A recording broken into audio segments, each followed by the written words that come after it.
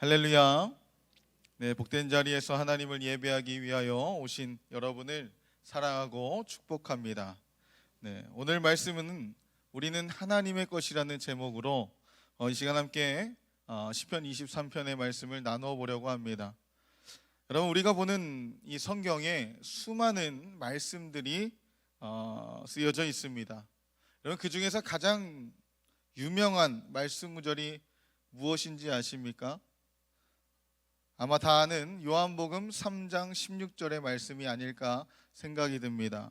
하나님이 세상을 이처럼 사랑하사 독생자를 주셨으니 이는 그를 믿는 자마다 멸망하지 않고 영생을 얻게 하려 하심이라 입니다. 네. 또한 사람들이 많이 기억하고 있는 말씀은 무엇일까요? 바로 창세기 1장 1절의 말씀일 것입니다. 태초에 하나님이 천지를 창조하시니라. 아멘. 네, 이 말씀은 성경의 가장 앞부분에 있고 가장 짧기 때문에 아마 많은 사람들이 기억하고 있는 말씀일 것입니다. 또 우리가 사업장이나 식당에 가게 되면 가장 많이 걸려있는 말씀 중에 하나가 아마 이 욥기 8장 7절에 내 시작은 미약하였으나 이 나중은 심히 창대하리라 라는 이 말씀일 것입니다. 많은 말씀들이 중요한 말씀들이 있지만 모두를 전반적으로 통틀어 봤을 때 많은 사람들이 알고 있고 암송하고 있고 가게나 가정에서나 많이 걸려있는 이 사람들에게 많이 사랑받는 구절을 뽑으라고 한다면 아마 바로 시편 23편 1절의 말씀일 것입니다. 우리 한번 함께 읽어볼까요? 여호와는 나의 목자시니 내게 부족함이 없으리로다. 아멘. 이 말씀을 보면서 이 시편을 가지고 23편을 가지고 만들어진 찬양들도 굉장히 많이 있음을 알 수가 있습니다. 제가 한번 유튜브를 검색해 보니까 저렇게나 더 많이 있지만 많은 사람들이 이 찬양을 불렀던 것을 볼 수가 있습니다. 그래서 그 찬양들로만 찾아 들어도 오랜 시간을 들어야 할 정도라는 겁니다. 그렇다면 이 시편 23편은 왜 많은 사람들이 기억하고 좋아하는 말씀일까요? 아마 짧은 절로 구성되어 있는 것도 있겠지만 다윗이 젊은 시절에 아마 짧은 절로 구성되어 있는 것도 있지만 그 말씀 안에 담고 있는 위로와 격려의 메시지가 있기 때문입니다. 바로 그 메시지는 무엇입니까? 바로 내가 믿는 하나님은 참 좋은 분이시다라는 것입니다. 시편 23편을 보면 다윗이 젊은 시절에 양을 치던 이 목자였던 체험을 바탕으로 쓴 시였는데 목자와 양의 관계를 통해서 하나님을 노래한 찬양시였습니다. 그래서 먼저 23편 1절에 다윗은 이렇게 고백합니다. 여호와는 나의 목자시니 내게 부족함이 없으리로다. 여기서 없으리로다 이 말은요, 없을 것이다 라는 불확실한 의미나 없으면 좋겠다 라는 이런 바램을 담긴 그런 말이 아닙니다. 과거에도 지금도 앞으로도 부족함이 없을 것이다 라는 강한 확신을 선포하고 있는 것이 바로 여기에서 나와 있는 부족함이 없으리로다입니다. 다윗은요, 어릴 적부터 목자로 자랐습니다. 목자와 양의 관계를 가장 잘 알고 있는 사람이 바로 다윗이었다라는 거예요. 다윗은 하나님을 목자로 자신은 양과 같은 존재로 고백하며 확신하고 있는 것입니다. 여러분, 먼저 양에 대해서 살펴보면 양은 이런 특징을 가지고 있습니다. 먼저 첫 번째로 눈이 나쁘다는 것입니다. 그래서 눈앞에서 뭔가 보이고 그게 눈앞에서 움직이면 그것을 따라간다고 합니다. 두 번째로는요, 잘 속는다라고 해요. 그래서 늑대들은 양의 습성을 잘 알아서 양떼를 속여서 좁은 골짜기로 몰아넣은 뒤에 잡아먹곤 했다라고 합니다. 세 번째는 잘 넘어지면 못 일어나는 것이 바로 양이라는 겁니다. 양은 다리가 단단하지 않아서 재빠르지 못하고 넘어질 때가 많이 있다라는 것입니다. 넘어질 경우에는 스스로 일어날 수가 없어서 그래서 아무도 일으켜주지 않으면 버둥거리다가 배에 가스가 차서 죽기도 한다고 합니다. 네 번째는요, 이기적이고 멋대로이고 방향 감각이 없다라고 그래요. 목자가 없으면 양은 각자 자기 먹이 찾는 데에만 정신이 팔려서 멋대로 간다고 합니다. 또한 시력도 나쁜데 방향 감각이 없어서 앞에 낭떠러지가 있는지 조차도 구분 못하고 무조건 걸어 들어간다라고 하는 것입니다. 다섯 번째는요, 죽음 앞에서 온순해진다라 그래요. 염소나 돼지 같은 동물들은 죽음 직전에 발버둥을 치는 반면에 양은 죽음 앞에서만은 모든 것을 체념한 듯 온순해진다라고 합니다. 마지막은 자기 목자의 소리를 듣고 따른다라는 것입니다. 양들은 다른 목자들이 부르거나 다른 사람들이 아무리 불러도 가지 않는데 자기 목자의 목소리는 잘 알아듣고 따른다라는 것입니다. 여러분, 이러한 이야기만 보더라도 양이라는 동물은요, 굉장히 연약한 동물이라는 것입니다. 자기 자신조차도 보호하지 못하는 그런 존재라는 것이죠. 그렇게 양에게 목자라는 존재는 절대적인 것입니다. 양의 생존은 전적으로 목자가 어떤 목자를 만나느냐에 따라 달라진다는 것입니다. 다윗은 양의 입장이 되어서 하나님을 목자라고 고백하였습니다. 그러면서 이야기하는 것이 나에게는 부족함이 없다라고 말하는 것입니다. 그리고 나서 다윗이 말하고 있는 것이 2절에 그가 나를 푸른 풀밭에 누이시며 쉴만한 물가로 인도하시는도다라고 이야기하죠. 하나님께서 목자가 되시는 이유는 안식을 주시는 것입니다. 푸른 풀밭과 쉴만한 물가는 바로 무한한 하나님의 공급과 돌보심을 이야기해주고 있습니다. 여러분 아십니까? 양은요, 기본적으로 잘 눕지 않는다라고 해요. 아마 우리가 양에 대해서 상상을 해보면 누워있는 양보다는 아마 서있는 양을 더 많이 보았다라는 것입니다. 그러면 푸른 풀밭에 누이신다라는 이 표현이 잘못되었을까요? 여러분, 동물들의 세계를 보면요, 강한 동물만이 누워서 자는 것을 알 수 있습니다. 자, 한번 보여주실래요?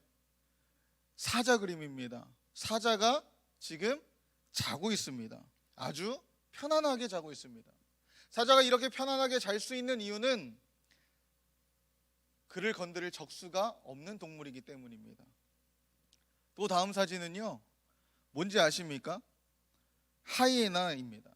이 사진은 제가 얼마 전에 제 딸이 동물원에 갔다가 찍은 사진이에요. 하이에나가 사자에 비해 약한 동물이라고 보여지지만 하이에나도 굉장히 크고 강한 육식 동물 중에 하나입니다. 하이에나를 찍었는데 정말 얼마나 편안하게 자고 있는지 몰라요. 그런데 양을 보면요, 다릅니다.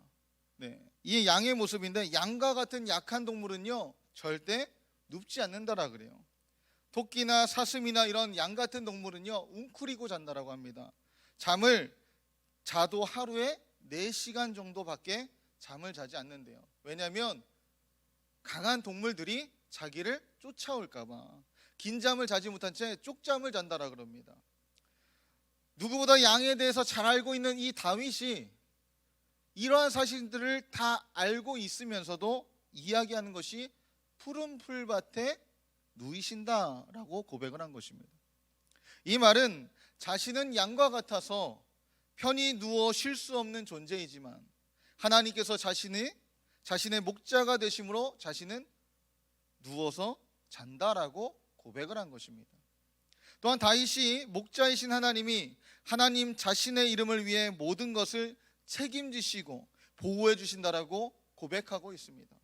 자기 이름을 위하여라는 말은 천지 만물을 지으시고 운행하시는 하나님이 당신의 이름을 걸고서라도 책임지시겠다라는 강력한 약속이 담겨져 있는 것입니다. 여러분, 우리를 푸른 풀밭과 쉴만한 물가로 인도하시고 영혼을 소생시키며 의의 길로 인도하시겠다는 다짐입니다. 그렇지만 목자가 인도한다고 해서 언제나 장밋빛 인생처럼 멋진 길만 펼쳐지는 것은 아닙니다. 때로는 사망의 음침한 골짜기 같은 길도 있을 것입니다. 여기서 사망의 음침한 골짜기는요, 바로 맹수들이 숨어서 양을 노리기 쉬운 곳을 이야기하고 있습니다. 우리가 평안하다고 생각하는 곳도 실은 위험이 도사리고 있는 곳일 수도 있습니다. 그럼에도 불구하고 해를 두려워하지 않는 이유는 무엇일까요? 바로 그것은 주께서 나와 함께 하시기 때문이라고 고백하는 것입니다. 하나님은 다윗과 함께 하셨습니다. 다윗도 그것을 알고 있었습니다.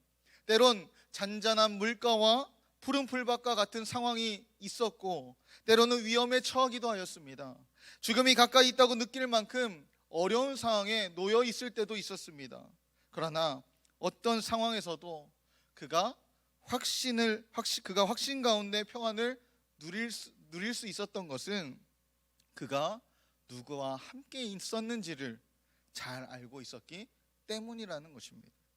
그렇게 다윗은 확신 가운데 평안을 누릴 수 있었던 것입니다. 여러분 5절을 보면요, 주께서 내 원수의 목전에서 내게 상을 차려주시고 기름을 내 머리에 부으셨으니 내 잔이 넘치나이다 라고 고백하고 있습니다. 여러분 이제는 목자의 이미지가 아니라 바로 손님을 맞이하는 주인으로 하나님을 묘사하고 있습니다. 당시 고대 근동의 문화는요, 손님을 접대하는 것을 아주 중요한 가치로 여겼습니다. 집 주인은 자신이 피해를 입더라도 자기 집에 온 그 손님은요, 보호하고 접대하는 것을 가장 높은 가치로 쳤다라는 것입니다. 나쁜 일로 도망하는 자라고 해도 일단은 자기 집에 온 손님이면 보호하고 지키는 것이 주인의 의무라고 생각했습니다. 여러분 창세기에 나오는 소돔에 살던 롯의 이야기를 아마 기억하실 것입니다.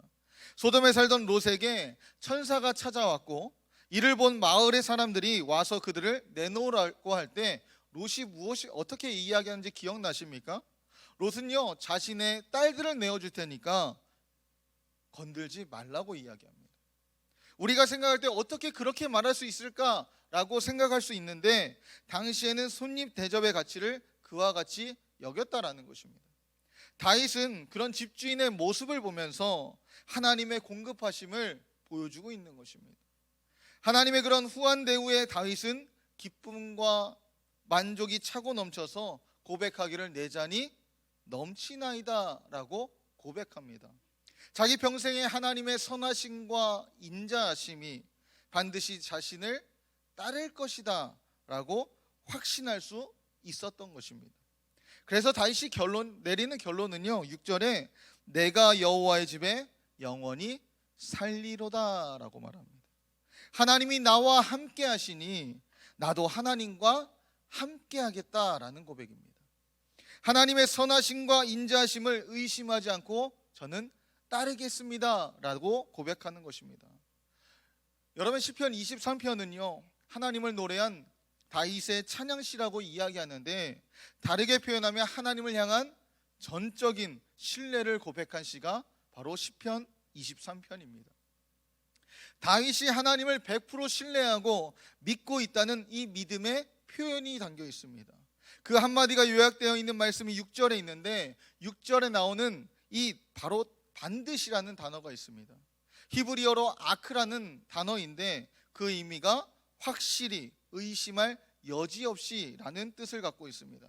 그러니까 다윗은 지금 하나님 앞에 확실한 의심이 없는 믿음을 고백하고 있는 것입니다.